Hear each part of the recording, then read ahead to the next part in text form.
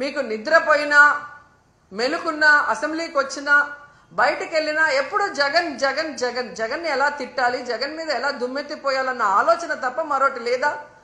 9 నెలలైంది మీరు అధికారంలోకి వచ్చి.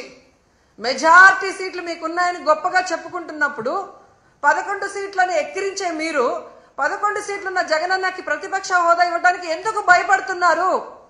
ఒకవేళ మీరు గవర్నర్ స్పీచ్ లో చెప్పినట్టు గత ప్రభుత్వంలో జగన్ గారే తప్పులు చేయడం వల్ల నష్టపోయి ఉంటే ఆయన ప్రతిపక్ష హోదా ఇస్తే అసెంబ్లీకి వస్తారు కదా, అప్పుడు నిలదీయండి, ప్రూఫ్లు చూపించండి.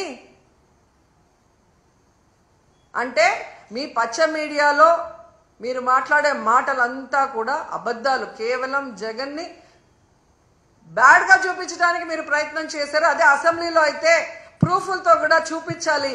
అక్కడ జగన్ ఎంత మంచివాడు, ఈ రాష్ట్రాన్ని ఎంత అభివృద్ధి చేశాడు, ఈ రాష్ట్ర ప్రజలకు ఎంత వెల్ఫేర్ చేశాడు, ఎంత డెవలప్మెంట్ చేశాడో చెప్పాల్సి వస్తుంది. కాబట్టే ఈ రోజు మీరు ఆయనకు ప్రతిపక్ష హోదా ఇవ్వడానికి నిరాకరిస్తూ మేకపోతు గాంభీర్యాన్ని ప్రదర్శిస్తున్నారు అనటంలో ఎటువంటి సందేహం లేదని కూడా ఈ సందర్భంగా తెలియజేసుకుంటున్నా. ఎందుకు ఇంత గంటాపదంగా నేను చెప్తున్నానంటే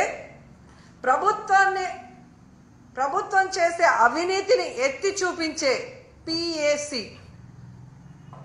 పబ్లిక్ అకౌంట్స్ కమిటీ, ఈ దేశంలో ఏ రాష్ట్రంలో అయినా ప్రతిపక్ష ఎమ్మెల్యేకే ఆ పోస్ట్ ఇస్తారు, PACని. అలాంటి పోస్ట్ కూడా ప్రతిపక్ష ఎమ్మెల్యేకి ఇవ్వకుండా దొంగదారిన మీ ఎమ్మెల్యేకి మీరు ఇచ్చుకున్నారు అంటే మీ అవినీతి ఎంత పెద్ద ఎత్తున జరిగింది. అది బయట రాకుండా ఉండటం కోసం దొంగదారిలో మీ ఎమ్మెల్యేని PAC చైర్మన్ మీరు ఎలా చేసుకున్నారో అందరూ కూడా గమనిస్తున్నారన్న విషయాన్ని తెలుసుకోండి. ఎందుకంటే